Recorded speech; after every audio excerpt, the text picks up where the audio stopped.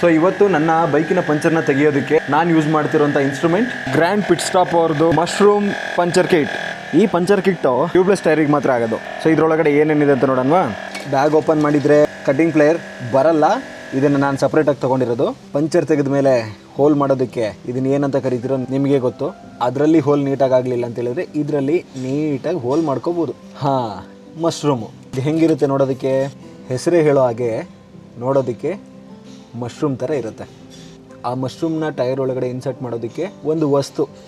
ಈಗ ಬರೋದೇ main gun. ಯಾವ ಥರನಪ್ಪ ಇನ್ಸರ್ಟ್ ಮಾಡೋದಕ್ಕೆ ಮೊದಲನೇದಾಗಿ ಇದನ್ನು ರಿಲೀಸ್ ಮಾಡಬೇಕು. ಜಸ್ಟ್ ಪ್ರೆಸ್ ಮಾಡಿದರೆ ರಿಲೀಸ್ ಆಗುತ್ತೆ ನೋಡಿ. 1 2 3. ಈಗ ಈ ಜಾಗಕ್ಕೆ ಅಂದರೆ ಇಲ್ಲಿ ಹೋಲ್ ಕಾಣಿಸ್ತಾ ಇದೆಯಲ್ಲ, ಇಲ್ಲಿಗೆ ಮಶ್ರೂಮ್ನ ಇನ್ಸರ್ಟ್ ಮಾಡಬೇಕು. ಯಾವ ಥರ ಇನ್ಸರ್ಟ್ ಮಾಡಬೇಕು, ಈ ಥರ ಅಪ್ವರ್ಡ್ ಫೇಸಲ್ಲಿ ಇನ್ಸರ್ಟ್ ಮಾಡಬೇಕು. ಇನ್ಸರ್ಟ್ ಮಾಡಿದ್ಮೇಲೆ ಇದನ್ನು ಇದಕ್ಕೆ ಫಿಕ್ಸ್ ಮಾಡಬೇಕು. ಫಿಕ್ಸ್ ಮಾಡಿದ ಮೇಲೆ ಇದನ್ನ ಟೈರಲ್ಲಿ ಎಲ್ಲಿ ಪಂಚರ್ ಆಗಿದೆಯೋ ಅದರೊಳಗಡೆ ಇನ್ಸರ್ಟ್ ಮಾಡಿ ಜಸ್ಟ್ ಹೀಗೆ ಪ್ರೆಸ್ ಮಾಡಬೇಕು. 1 2 3 4 5 6 7 ನೋಡಿದ್ರಾ, 7th ಕ್ಲಿಕ್ಕಿಗೆ ಮಶ್ರೂಮ್ ಹೊರಗಡೆ ಬಂತು.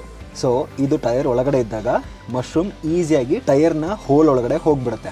ಇಷ್ಟು ಹೋದ್ಮೇಲೆ ನಿಮ್ಮ ಗನ್ನನ್ನು ಪುಲ್ ಮಾಡಿದರೆ ಈ ಮಶ್ರೂಮ್ ಟೈರ್ ಒಳಗಡೆ ಬಾಕಿ ಆಗುತ್ತೆ.